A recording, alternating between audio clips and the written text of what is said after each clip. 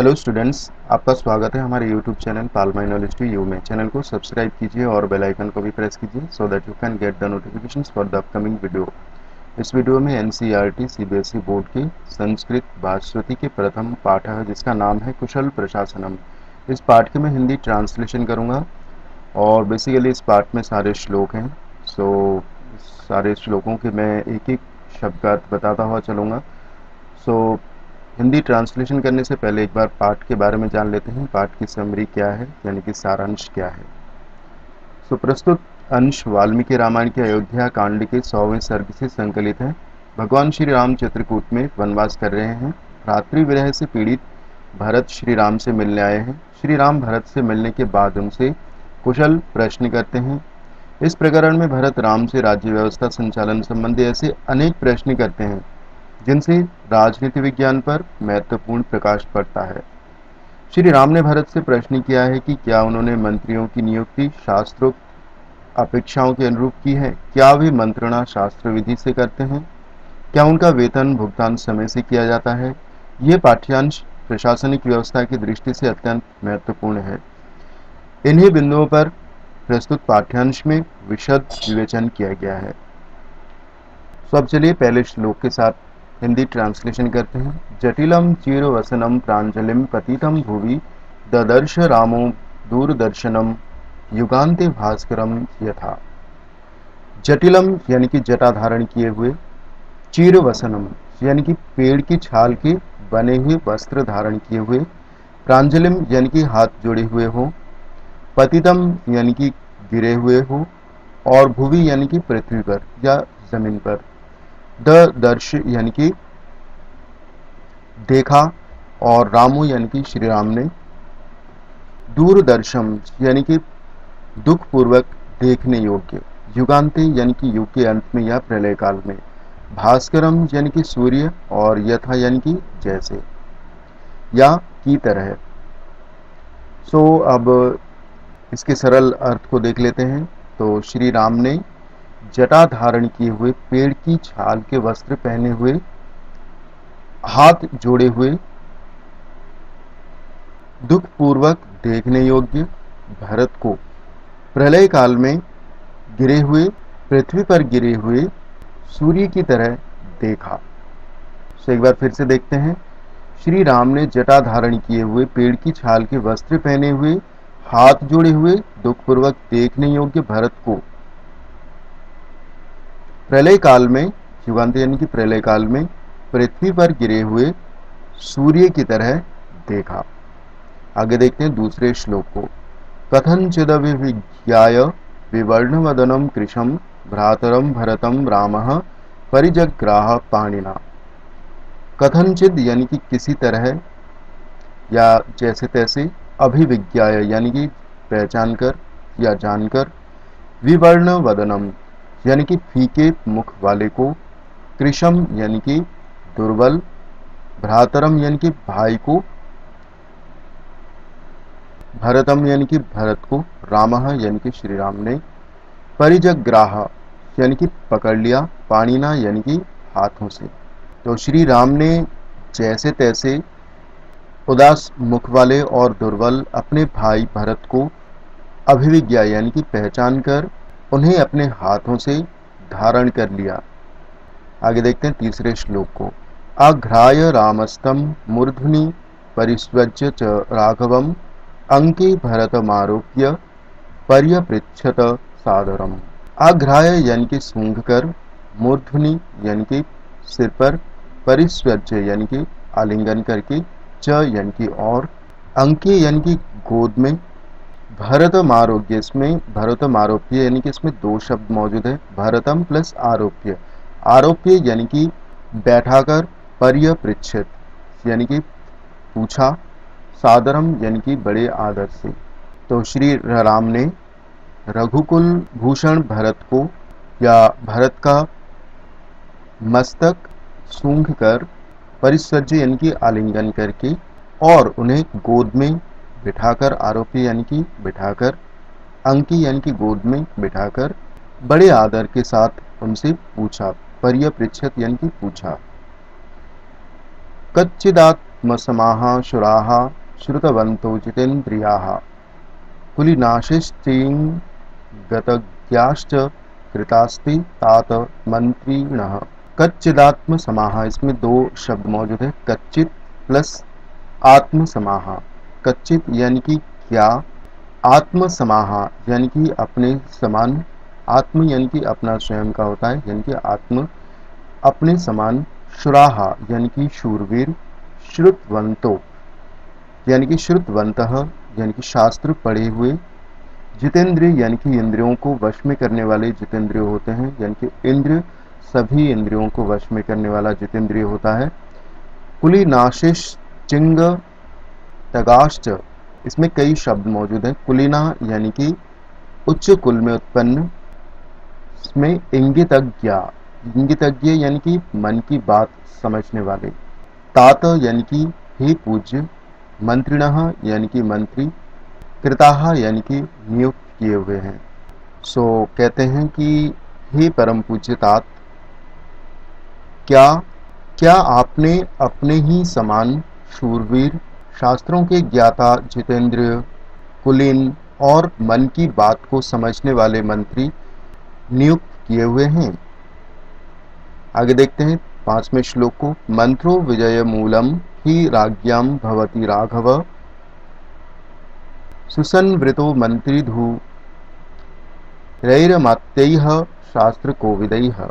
मंत्रो यानी कि मंत्रणा या सलाह, विजय मूलम यानी कि विजय प्रदान करने वाला या विजय का मूल कारण, ही यानी कि ही, राज्ञाम यानी कि राजाओं की, सुसंवृतो यानी कि सर्वथा गुप्त, मंत्री धुरैः यानी कि श्रेष्ठ मंत्री, और इसमें दो शब्द मौजूद है, मंत्रुधुरैः यानी कि होता है श्रेष्ठ मंत्री, और अमात्य यानी कि मंत्रियों के द्वारा, शास्त्र को विदेह यानी कि शास्त्रों में निपुण।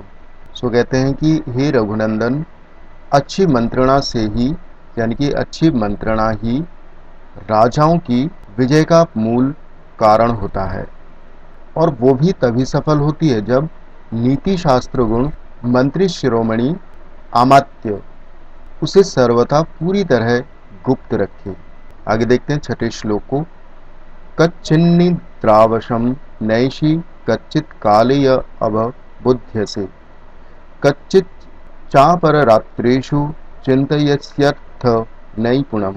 कच्चित यानी कि क्या तुम, निद्रावशम यानी कि निद्रा के वशीभूत यानी कि सोए हुए, नैषी यानी कि न प्लस एशी यानी कि नहीं हो जाते, कच्चित यानी कि फिर से क्या तुम, काले यानी कि उचित समय पर, अवबुद्ध्य से यानी कि जाग जाते हो, कच्चित चापरा रात्रेशु, इसमें कई शब्द मौजूद है, कच्चित प्लस च प्लस अपरा रात्रेशु, कच्चित यानी कि क्या तुम, च यानी कि और, अपरा रात्रेशु यानी कि रात्रि के अंतिम प्रहरों में, चिंतयस्यर्थ नैपुणम, इसमें कई शब्द मौजूद हैं, जैसे चिंतयसी यानी कि तुम सोचते हो, और अर्थ नैपुणम यानी कि धन की सफलता के बारे में, अर्थ यानी कि धन, और नैपुणम यानी कि सफलता के बारे में। सो कहते हैं हे भरत, क्या तुम असमय में ही निद्रा के वशीभूत तो नहीं हो जाते हो, तुम समय पर जाग जाते हो ना, रात्रि के अंतिम प्रहर में अर्थ सिद्धि के बारे में विचार करते हो। ऐसा श्री राम भरत से पूछते हैं। कच्चिन मंत्रेयसे नैकः कच्चिन्न बहुभिः सह, कच्चित्ते मंत्रितो मंत्र राष्ट्रम न परिधावति। इसमें कच्चिन मंत्रेयसे दो शब्द मौजूद है, इसमें कच्चित यानी कि क्या तुम, मंत्रेयसे यानी कि मंत्रणा करते हो, नैकः यानी कि अकेले, कच्चिन्न यानी कि कच्चित प्लस न, कच्चिन यानी कि क्या तुम, न यानी कि नहीं, बहुभिः सह यानी कि बहुत लोगों के साथ, सह यानी कि साथ, कच्चित ते, कच्चित प्लस ते, कच्चित यानी कि क्या तुम, और ते यानी कि तो, मंत्री तो माने मंत्रणा होता है, परिधावती यानी कि फैल जाती है, यानी कि तुम किसी गुण विषय पर यानी कि गंभीर विषय पर अकेले ही तो विचार नहीं करते हो, या बहुत लोगों के साथ, बहुभिः सह यानी कि बहुत लोगों के साथ बैठकर तो मंत्रणा करते हो। कहीं ऐसा तो नहीं होता कि तुम्हारे निश्चित गुप्त मंत्रणा, मंत्रों यानी कि मंत्रणा शत्रु के राज्य तक फैल जाती हो। ऐसा श्री राम भरत से पूछते हैं। आगे देखते हैं 8वें श्लोक को। कच्चिदर्थम विनिश्चित्य लघुमूलम महोदयम क्षिप्रमारभसे कर्म न दीर्घयसि राघव। कच्चिदर्थम, इसमें दो शब्द मौजूद है, कच्चित प्लस अर्थम। अर्थम यानी कि धन और कच्चित यानी कि क्या तुम। विनिश्चित्य यानी कि निश्चय करके, लघु मूलम यानी कि छोटे साधन वाले, और महोदयम यानी कि जिसका फल बहुत बड़ा हो। क्षिप्रम, क्षिप्रम प्लस आरभसे, इसमें दो शब्द मौजूद है, क्षिप्रम प्लस आरभसे। क्षिप्रम यानी कि शीघ्र या जल्दी होता है, और आरंभ से यानी कि तुम प्रारंभ कर देते हो। कर्म यानी कि कर्म या काम, न यानी कि नहीं, दीर्घयसी यानी कि विलंब तो नहीं करते हो, तुम विलंब करते हो। राघव यानी कि राम या रघुकुल। सो ये रघुकुल में राम ही नहीं है, भरत भी हैं। सो भरत से कहते हैं, भगवान श्री राम पूछते हैं कि हे राघव, छोटे साधन वाले और बड़े परिणाम वाले कार्य निश्चय करके उसे शीघ्र आरंभ कर देते हो ना, उसमें तुम विलंब तो नहीं करते हो, दीर्घयसी यानी कि विलंब तो नहीं करते हो। आगे देखते हैं 9वें श्लोक को। कच्चित सहस्रान् मूर्खाणामेक मिच्छसि पंडितम पंडितो ह्यर्थकृच्छ्रेषु कुर्यान्निः श्रेयसम महत्। इसमें कई शब्द मौजूद है, अब देखते हैं इसकी संधि विच्छेद करते हैं। कच्चित प्लस सहस्र प्लस मूर्खाणाम प्लस एक, एकम प्लस इच्छसि। तो कच्चित यानी कि क्या तुम, सहस्रान मूर्खाणाम यानी कि हजारों मूर्खों के बदले, एकम यानी कि एक, इच्छसि यानी कि चाहना या इच्छा करना, पंडितम यानी कि विद्वान, ह्यर्थ कृच्छ्रेषु, ह प्लस अर्थ कृच्छ्रेषु यानी कि अर्थ कृच्छ्रेषु यानी कि धन के संकट में, और ह यानी कि क्योंकि, कुरियान श्रेयसम यानी कि कुरियात यानी कि कर सकता है, और निश्रेयसम यानी कि कल्याण, महत यानी कि बहुत बड़ा। सो देखते हैं इसके सरलार्थ। क्या तुम हजारों मूर्खों वाले या मूर्खों के बदले एक विद्वान को अपने पास रखना चाहते हो? क्योंकि, यह यानी कि क्योंकि, धन के संकट के समय में, अर्थकृच्छ्रेषु यानी कि धन के संकट में, क्योंकि धन के संकट में या संकट के समय एक विद्वान पुरुष ही महान कार्य कर सकता है। आगे देखते हैं 10वें श्लोक को।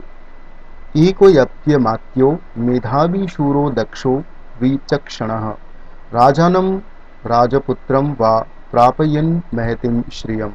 इसमें कई शब्द मौजूद है, देखते हैं। एकोऽपि यानी कि एक भी, और अमात्यः यानी कि मंत्री, यानी कि एक भी मंत्री, मेधावी यानी कि बुद्धिमान, शूर यानी कि महावीर, दक्ष यानी कि निपुण या चतुर, विचक्षण यानी कि नीतिज्ञ या नीतिवान, राजपुत्रम यानी कि राजा, राजा के पुत्र, राजन यानी कि राजा, वा यानी कि या राजा या राजा के पुत्र, प्रापयन महतिम श्रियम।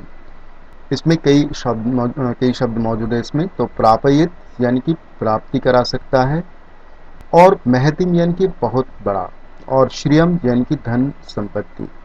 अब देखते हैं इसके सरल अर्थ को। अगर एक भी मंत्री मेधावी, शूरवीर, दक्ष या निपुण अथवा नीतिज्ञ हो, तो वह राजा या राजपुत्र या राजकुमार तो बहुत बड़ी धन संपत्ति भी की प्राप्ति करा सकता है। प्रापयन महतिम यानी कि बहुत बड़ा धन संपत्ति की प्राप्ति करा सकता है। यानी कि जिस राज्य का मंत्री बहुत मेधावी यानी कि बुद्धिमान हो, शूरवीर हो, दक्ष हो या निपुण हो, या नीतिज्ञ हो, नीतिवान हो, तो ऐसे राज्य के राजा या राजकुमार बहुत बड़ी धन संपत्ति की प्राप्ति कर सकता है, या वो मंत्री उन राजाओं को या उन राजा के पुत्रों को बहुत बड़े धन संपत्ति की प्राप्ति करा सकता है। ठीक है, आगे देखते हैं 11वें श्लोक को। कच्चिन मुख्या महत्स्वीव मध्यमेषु च मध्यमाः जघन्याश्च जघन्येषु भृत्यास्ते तात योजिताः। कच्चिन यानी कि कच्चित, मुख्या यानी कि मुख्य, महत्स्वेव यानी कि प्रमुख कार्यों में, मध्यमेषु यानी कि मध्यम प्लस एषु यानी कि मध्यम प्रकार के कार्यों में, च यानी कि और, मध्यमाः यानी कि मध्यम प्रकार के लोगों को, जघन्याश्च जघन्य यानी कि नीच काम होते हैं जो, या नीच प्रकार के जो लोग होते हैं वो, और च यानी कि और, जघन्येषु यानी कि नीच लोगों में, भृत्यास्ते यानी कि निम्न प्रकार के जो कार्य होते हैं, और योजिता यानी कि नियुक्त किए गए हैं। ठीक है, अब इसके सरल अर्थ को देखते हैं। हे तात यानी कि तात, तुमने महान व्यक्तियों को प्रधान कार्यों में और मध्यम श्रेणी के लोगों को मध्यम प्रकार के कार्यों में, यानी कि प्रधान लोगों को, जो महान व्यक्ति हैं उनको महान कार्यों में या प्रधान कार्य में, और जो मध्यम प्रकार के लोग हैं, मध्यम श्रेणी के लोग हैं, उनको मध्यम प्रकार के कार्यों में, और जो नीच व्यक्तियों को निम्न प्रकार की या नीच कार्यों में, निम्न प्रकार के कार्यों में यानी कि जो छोटे काम होते हैं उन कार्यों में नियुक्त किया हुआ है ना। ऐसा वो राम पूछते हैं भरत से। यानी कि अगर जो व्यक्ति अधिक महान है उन्हें प्रधान कार्यों में लगाना चाहिए, और जो मध्यम श्रेणी के लोग हैं उनको मध्यम प्रकार के कार्यों में, और जो नीच व्यक्ति होते हैं उन्हें बिल्कुल निम्न प्रकार के कार्यों में, बिल्कुल साधारण कार्यों में नियुक्त किया जाना चाहिए। और यही वो पूछते हैं भरत से कि क्या तुमने यही किया है। आगे देखते हैं श्लोक नंबर 12 को। अमात्यानुपधातीतान पितृपैतान महान छूचिन। अमात्य यानी कि मंत्री, उपधातीतान यानी कि घूस न लेने वाले, उपधातीतान यानी कि जो घूस नहीं लेते हैं उन लोगों को, पितृ यानी कि पिता, और पैता यानी कि दादा, और शूचिन यानी कि निश्छल, जिसमें कोई छल कपट ना हो, श्रेष्ठान यानी कि जो श्रेष्ठ लोग होते हैं, और श्रेष्ठेषु यानी कि श्रेष्ठ लोगों में, कच्चित प्लस त्वम यानी कि क्या तुम, नियोजसी यानी कि नियोजयसी माने नियुक्त करते हो, और कर्मसु यानी कि कामों में या कार्यों में या कर्मों में। अब आगे देखते हैं इसके श्लोक को, अर्थ को, यानी कि सरल अर्थ को। तो क्या तुम उन्हीं अमात्यों को, उन्हीं मंत्रियों को उत्तम कार्यों में नियुक्त करते हो जो घूस ना लेते हो, पिता दादा आदि के समय से कार्य करते आ रहे हूँ, या पवित्र तथा श्रेष्ठ हो।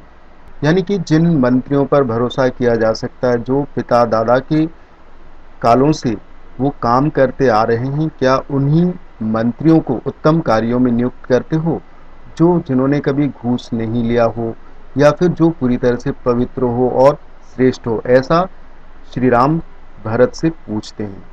कच्चिद दृष्टश्च सूरश्च धृतिमान मतिमान च्युतिः कुलीनश्चानुरक्तश्च दक्षः सेनापतिः कृतः। कश्चित यानी कि क्या तुम, धृष्ट यानी कि किसी के दबाव में ना आने वाला, शूर यानी कि शूरवीर, धृतिमान यानी कि धैर्यशाली, मतिमान यानी कि बुद्धिमान, शुचि ही यानी कि पवित्र, कुलीन यानी कि उच्च कुल में, जो उच्च कुल में उत्पन्न हुआ हो, दक्ष यानी कि जो युद्ध करने में चतुर हो, दक्ष हो, निपुण हो, सेनापति ही यानी कि सेनापति, और कृतः यानी कि बनाया है या किया है। अब देखते हैं इसके सरल अर्थ को।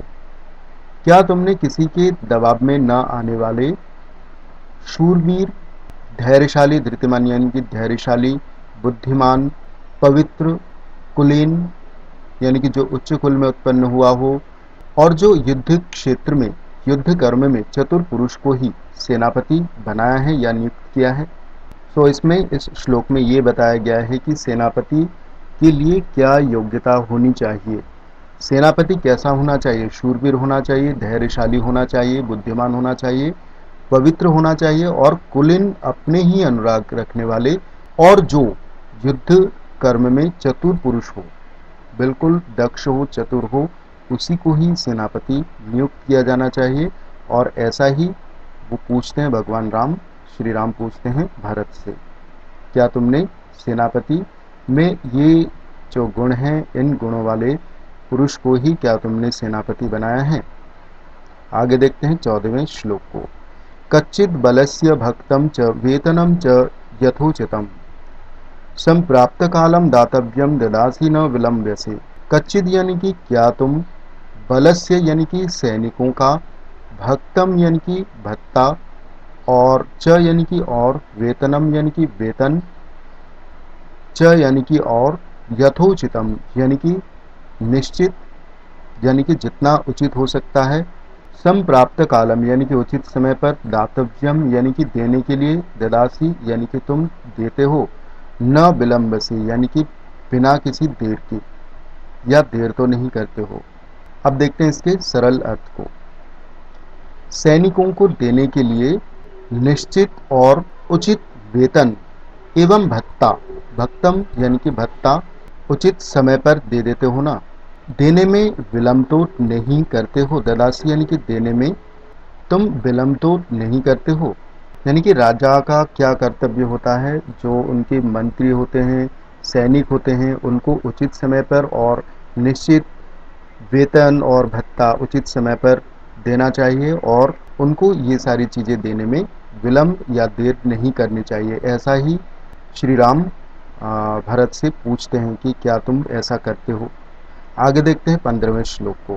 कालातिक्रमणाच्चैव भक्त वेतनयोर्भृताः भर्तुरप्यति कुप्यन्ति सोऽनर्थ्यः सुमहान स्मृतः।